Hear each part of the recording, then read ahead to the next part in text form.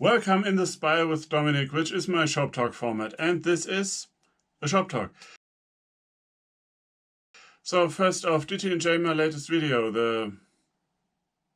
What was it about? The garden snakes, where I did some musical editing, like... I really need to stop that. Here is the other part of this shop talk, and a few weeks back Lara Kampf released a video about her new organization system where she uses Euro boxes or Euro crates. They are, crates made from plastic, stackable, and they come in different colors too.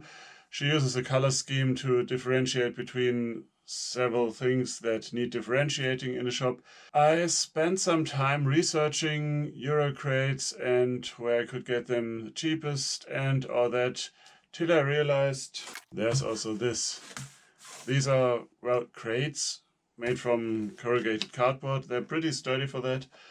This one was used for cherries, more cherries, tomatoes, tropical fruit, cucumbers and tomatoes. Point is, they're used for produce, for fruit and vegetable. And after they've been used, they end up empty and they will be thrown away. Which also means that they're free. I know off the top of my head 3 shops here in the vicinity that put these crates somewhere near the entrance, so if you don't want a bag or don't have one, you can take one of these crates and use it for shopping. And that's where I got all these. Because I know I have the tendency to go into too much detail, I kept it pretty basic in this one, and that makes no sense at all. I took USB boards and I also have OSB against my shop wall. And what I did was add a few, I think 6 per piece, 6 pocket holes to the OSB here, and screwed it to the wall, made sure it was vertical, and then placed one of these boxes against here and put up the next one and the next and so on. And here we have small strips of OSB that serve as runners. The theoretical advantage of this is that I can take out these runners at any point and move them, because there are larger ones and not here, but take my word for it, there are also smaller ones. But frankly, I don't see myself changing that anytime soon because I'm lazy. Let's leave it at that. Here's another thing I'm using them for. I made these 2 OSB shop carts. One is for my drill press, the other is for my router table. Now, the drill press one has bits and will also get drills. There are some special items that belong to the drill press. So the idea is to have everything in one place and also movable. If I have something that makes me think drill press or drill or anything in that direction, I go to this card. There, on my router table card, on top of now having a router table that's accessible, I also have my handheld router, the bits, and whatever jigs I can find. These shelves are older than my idea with the boxes, you could say my obsession, but you can put them on here just as well. You don't actually need to make these dedicated wall things.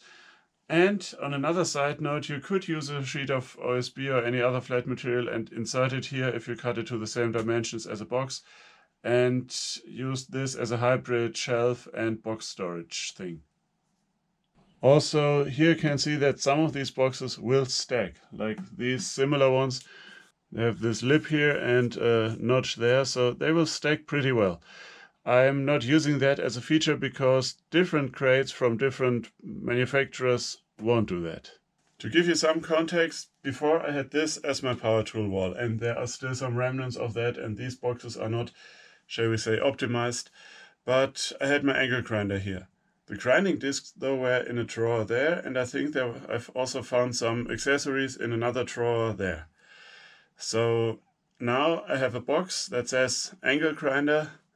Side note, I label the boxes in 2 languages, mainly because I can, but also to help my daughters when they come into the shop and they're not tall enough to reach most of these boxes, but yeah, because I can. Now, if I need the angle grinder, I take the box, labeled angle grinder, put it on a bench and have everything I need. That's, in my eyes, the main advantage here. And I can also take materials and sort them into boxes with metal stuff, moving metal, i.e. wheels and such, hinges, nothing yet, so I have room to expand. Pyro effects, which is a whole different matter, nature stuff, and so on. They were all distributed around the shop. I knew I had most of them, I just didn't remember at the time when I put them into these boxes, so there were some surprises in there. But to sum it up, I think this will help me organize my shop, and maybe it'll help you in your shop as well. You don't have to go all out like I did, but, well, take a box here and there, they're free, so yeah, that's pretty much all for today. I will be recording a follow-up for the OSB planets because there are some points that I didn't get to in the video. I probably won't do that for the garden snakes because I think they're pretty straightforward, so if you have questions about those, let me know in the comments. As far as forming a cult goes, well, I do have a Patreon where you can support my work right now without any perks, but I have some ideas. Also, I have many avenues of interest, shall we say, and I'll keep you informed. Thanks for watching, you know the drill, subscribe to my channel, ring the bell, and pester all your friends so they join just to shut you up. Thanks for watching, and as always, remember to be inspired. Pro tip for recording a shop talk. Basically 0.8, I should go with numbers, 0.5, whatever. You need some kind of idea what you want to talk about. 1 or 2 bullet points. I have one for this, so we should be fine. Then the important part, record the shop talk. I know this is not going somewhere where I tell you that I forgot to hit the record button, nothing like that. I recorded a shop talk, I said everything I wanted to say and a lot more. Yeah, but now comes the second big step, sit down and watch it. Because the third step is going